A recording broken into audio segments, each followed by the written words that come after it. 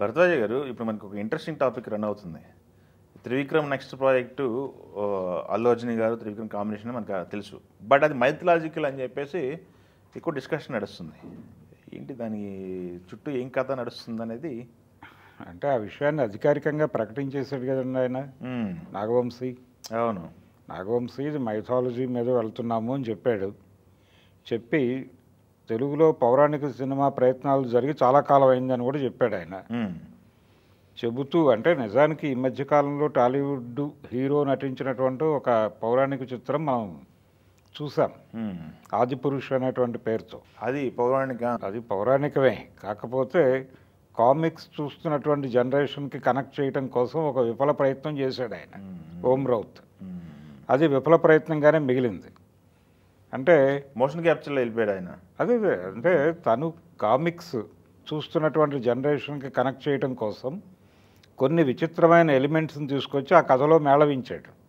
అది మిస్ఫైర్ అయింది. ఇది డెఫినెట్గా మిస్ఫైర్ అవుతుంది అనే విషయం చాలామంది ముందే గమనించారు. అది టీజర్ వచ్చినప్పుడే చాలామంది గమనించారు, కానీ అప్పటికే చేయి దాటిపోయిన పరిస్థితి, అది అలా నడిచిపోయింది. అయితే ఆ సందర్భంగా పౌరాణికాలు తీసేటప్పుడు తీసుకోవాల్సిన జాగ్రత్తల మీద చాలా చర్చ జరిగింది. ఆ చర్చల్లో ప్రధానంగా ముందుకొచ్చిన అంశం ఏంటంటే, పౌరాణిక అంశాలు తీసుకుని మీరు విమర్శనాత్మకంగా సినిమా తీయండి, తప్పులేదు, కానీ ఎక్కడా కూడా అపహాస్యం చేసే ప్రయత్నం చేయకండి. ఆ నేపథ్యం అంటే ప్రజల మనసుల్లో స్థిరపడిపోయినటువంటి అభిప్రాయాలు, అలాగే వాళ్ళ ఆహార్యానికి సంబంధించి కూడా ఒక ఇమేజినరీ ఉంది ప్రజల మనసుల్లో. దాన్ని డిస్టర్బ్ చేసే విధంగా ఏది కూడా ఉండకూడదు. ఆ జాగ్రత్తలు తీసుకుంటూ మీరు సినిమాని నడిపితే ఆదరించడానికి ప్రజలు సిద్ధంగానే ఉన్నారు. కానీ రకరకాల ఇబ్బందులు ఉన్నాయని అంటున్నారు, కానీ ఏ ఇబ్బందులు లేవు. నిజానికి శ్రీరామరాజ్యం అనేటువంటి సినిమా ఒకటి చూసాం మనం, బాలకృష్ణ గారిది. అది ఒక రకంగా లవకుశ రీమేకే, కానీ కొన్ని పరిమితుల్లో వెళ్ళారు వాళ్ళు. ఆ పరిమితుల్లో ప్రధానంగా లవకుశలో ఉన్నటువంటి పద్యాలు అవి లేకపోవడం ఒక మైనస్గా ఆ రోజున చర్చ నడిచింది. నిజానికి పద్యాలు ఇవన్నీ పెట్టినా పెద్ద ప్రమాదమేం కదా. అంటే పౌరాణికాలకు సంబంధించి మనం రకరకాల ఎలిమెంట్స్కి లొకేట్ అయి ఉన్నాం. ఇప్పుడు కూడా రామాయణం జరుగుతుంది, పద్యాలు ఇవన్నీ బాలీవుడ్లో చేస్తున్నారు. బాలీవుడ్లో చేయటం వేరు. అంటే తెలుగు పౌరాణికాలకు సంబంధించి ఒక జానర్ ఉంది మనకి. అది మన రంగస్థలం నుంచి డిరైవ్ చేసుకున్నటువంటి ఒక నేపథ్యం. అందుకని అది కూడా ఉండాలి. అది ఉండటానికి ఏ రకమైనటువంటి ఇబ్బంది లేదు. వీళ్ళు సెలెక్ట్ చేసుకోవచ్చు వెళ్ళి. వీళ్ళు ఏ బ్యాక్డ్రాప్ తీసుకుంటున్నారు అనేది ఇప్పుడు క్యూరియాసిటీ. లేదు, అది కూడా రివీల్ అయింది. దేవతల సైన్యాధ్యక్షుడైనటువంటి కార్తికేయుడి కథ. ఓకే. కార్తికేయుడు అంటే కుమారస్వామి అంటే ఇప్పుడు ఆవిడ మళ్ళీ ఒకవేళ రష్మికాని తీసుకుంటే మళ్ళీ శ్రీవల్లి అవుతుంది క్యారెక్టర్ పేరు. అందుకని చాలా ఇవి ఉన్నాయి దాని మీద స్పెక్యులేషన్స్. సో అల్లు అర్జున్ కుమారస్వామిగా కనిపించబోతున్నాడు అనేది ఒక స్పెక్యులేషన్. ఓకే. అయితే పౌరాణికం అనేది ఈయన చెప్పాడు, కానీ ఇది కార్తికేయుడి కథ అనేది చాలా కాలం క్రితమే బయటకు వచ్చింది. ఓకే. అంటే త్రివిక్రమ్ దాని మీద వర్క్ చేస్తున్నాడు అనేది బయటకు వచ్చింది. దాని మీద అంటే ఆ క్యారెక్టర్లో చాలా వేరియేషన్స్ ఉన్నాయి. నాకు వచ్చిన డౌట్, అసలు పౌరాణికం చేస్తున్నారా లేకపోతే పౌరాణిక బ్యాక్డ్రాప్లో ఒక లైన్ తీసుకొని ప్రజెంట్ వచ్చిన జనరేషన్కి ఏమైనా మ్యాచ్ చేస్తున్నారా? ఏదైనా జరగచ్చు. అంటే ఫ్యాంటసీ అవుతుంది అప్పుడు ఫ్యాంటసీ. అది పూర్తి స్థాయి పౌరాణికమా లేకపోతే ఫ్యాంటసీ జానర్లో వెళ్తున్నారా అనేది కూడా తెలియదు.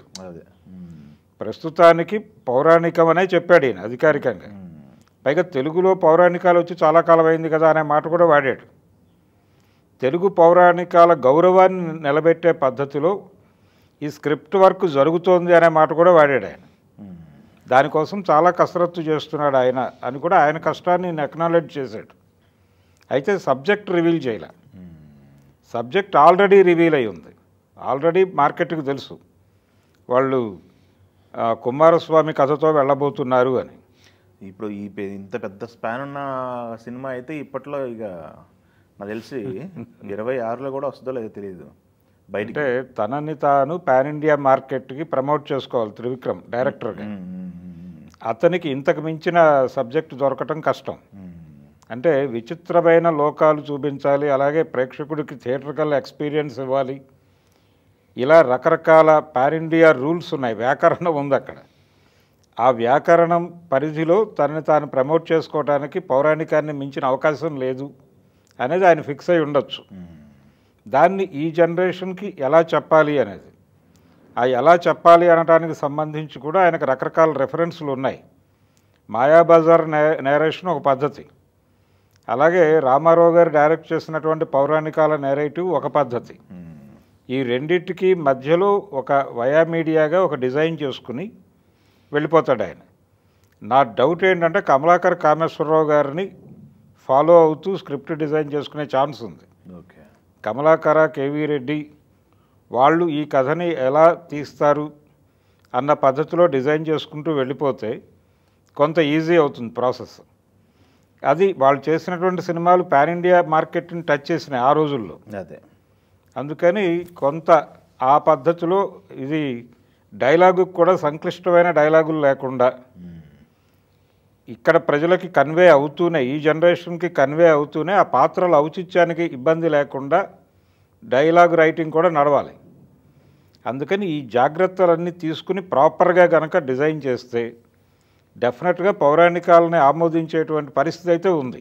ఓకే, జనాలు వెయిట్ చేస్తున్నారు ఓకే, ఒక ప్రాపర్ పౌరాణికం కోసం. అలాంటి పౌరాణికం త్రివిక్రమ్ నుంచి, అల్లు అర్జున్ నుంచి వస్తే జనాలు నిజంగానే భుజానికి ఎత్తుకుంటారు. మరి ఆ ప్రయత్నం జరిపి ఒక గౌరవప్రదమైనటువంటి పౌరాణికంతో జనం ముందుకు వస్తారని ఆశిద్దాం.